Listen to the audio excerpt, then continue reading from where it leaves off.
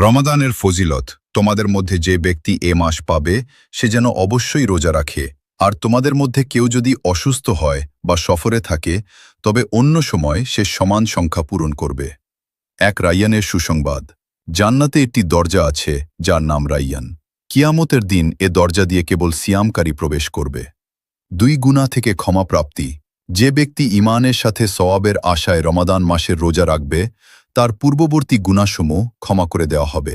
3 জাহান্নাম থেকে মুক্তি। অবশ্যই আল্লাহ তাআলা রমাদান মাসে প্রতি ইফতারের সময় অসংখ্য ব্যক্তিকে জাহান্নাম থেকে মুক্তি দান করেন।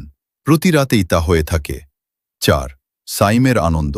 রোজাদার ব্যক্তির জন্য রয়েছে 2টি আনন্দ, যখন সে ইফতার করে এবং যখন সে আল্লাহর সাথে সাক্ষাৎ করবে। প্রিয় ভাই ও বোনেরা, ভিডিওটি ভালো লাগলে দয়া করে লাইক করুন, আমাদের চ্যানেলটি সাবস্ক্রাইব করুন আর অন্যদের সাথে শেয়ার করুন। ইনশাআল্লাহ এতে দ্বীনের দাওয়াত ছড়িয়ে পড়বে এবং আপনারাও সওয়াবের অংশীদার হবেন।